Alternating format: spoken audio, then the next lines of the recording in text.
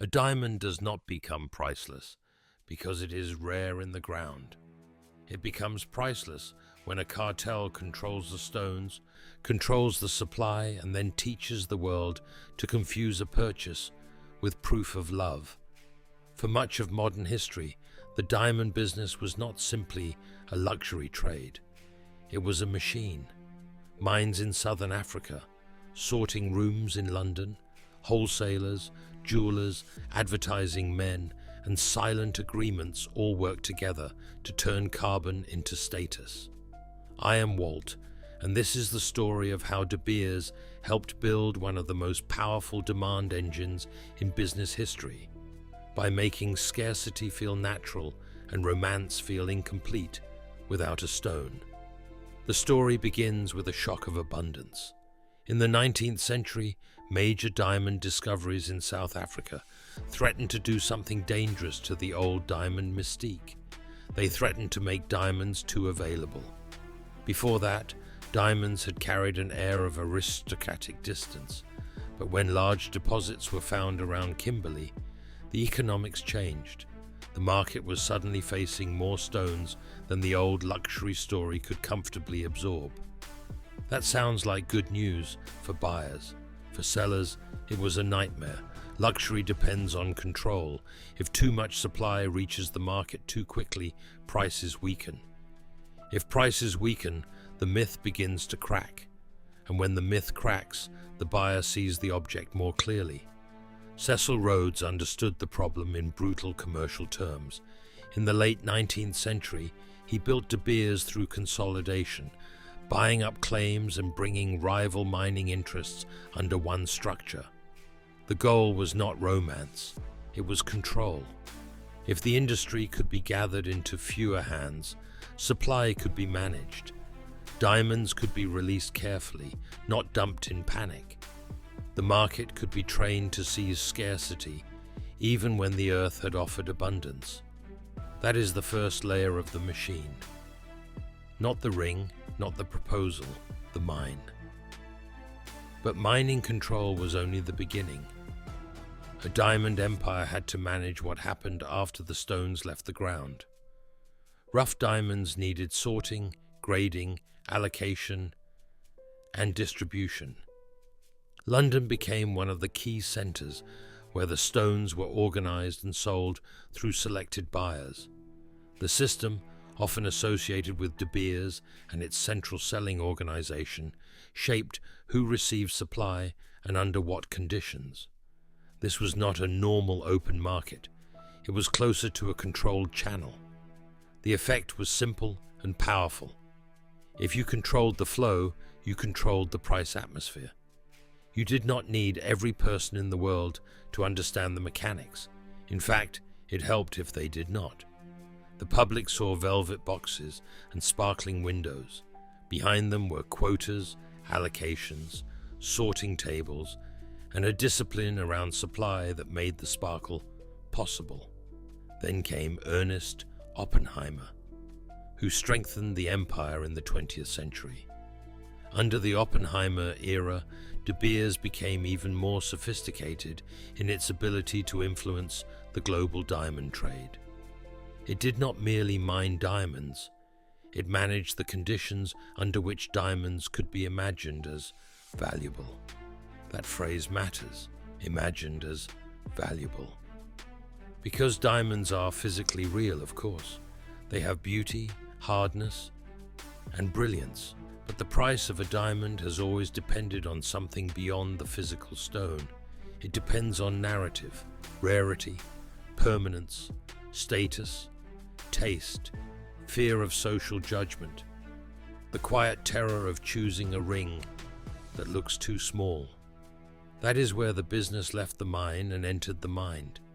In the United States, diamonds were not always the default symbol of engagement that many people assume today.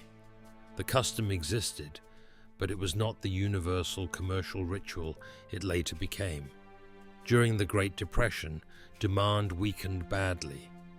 A luxury product tied to discretionary spending does not thrive when households are frightened, wages are unstable, and the future feels thin. De Beers needed something more powerful than supply control. It needed demand control. The advertising agency Ayer entered the story and helped reshape the emotional architecture of the market. The famous line, "A diamond is forever," became one of the most effective advertising ideas of the 20th century. It was short, elegant, and dangerous. It did not simply describe durability. It fused the stone with commitment. If love was meant to last forever, then the symbol of love should last forever too. Notice the genius. The slogan did not say, "Buy a diamond because De Beers has diamonds to sell." It made the purchase feel like a moral language.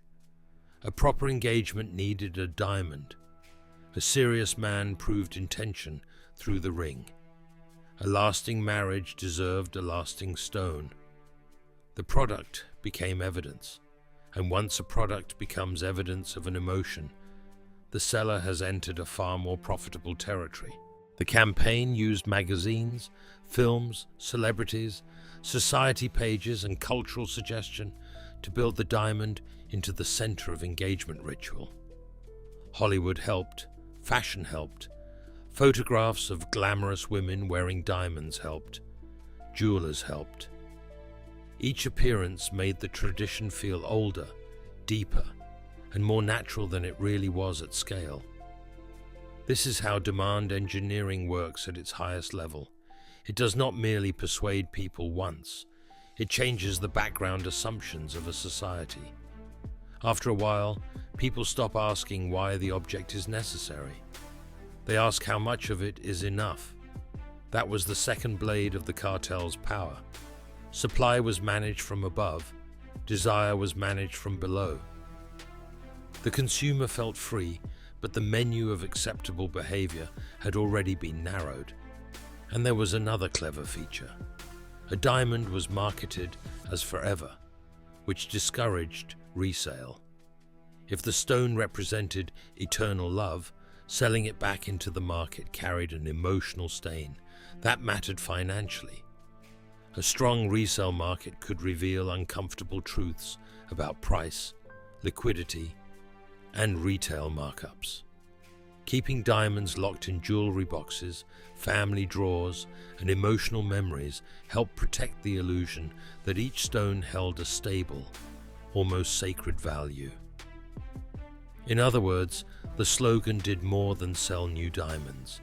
It helped keep old diamonds off the market. That is not just advertising. That is market structure disguised as romance. For decades, De Beers' influence over supply gave it extraordinary pricing power. Its dominance was not absolute forever, and over time new producers, legal scrutiny, changing markets, and synthetic diamonds altered the landscape.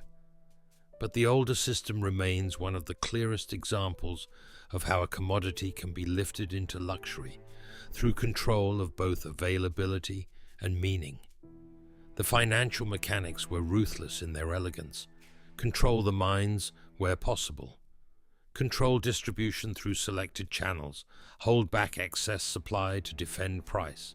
Use advertising to turn the purchase into a social obligation. Attach the stone to an emotion so strong that questioning the price feels almost vulgar. Then, protect the market from resale by making ownership sentimental. Each link reinforced the next.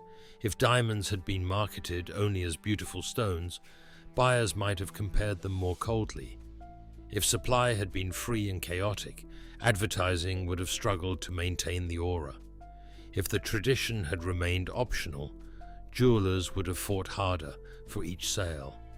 But together, scarcity and story created a machine that could make a small object carry enormous financial weight.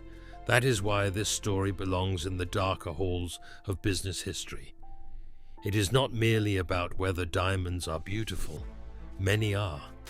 It is about how beauty was converted into pricing power and how personal emotion became a distribution channel. The diamond cartel understood something that many modern companies still chase. The strongest product is not always the one with the most utility. It is the one that becomes embedded in identity. Once a purchase becomes a public signal, the buyer is no longer only buying the item. They are buying protection from doubt, judgment, comparison, and regret. A ring in a velvet box became a tiny theater of social proof. The stone said the relationship was serious.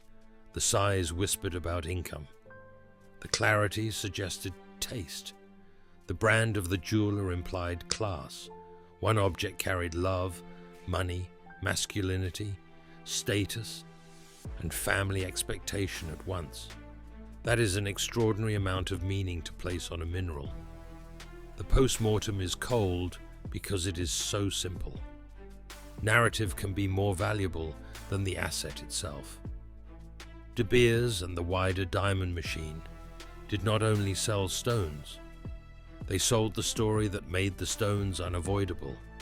They made scarcity look natural, romance look incomplete, and price look like proof.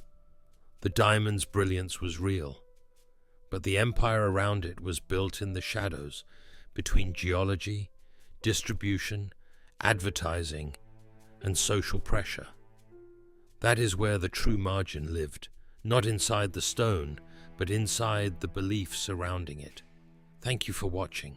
If this story gave you a sharper view of luxury, monopoly power, and the machinery behind desire, like the video and subscribe to Inked Gold for more high-stakes business and financial documentaries. I appreciate you being here, and I will see you in the next video. Before you go, what modern product do you think is valuable mostly because of the story built around it?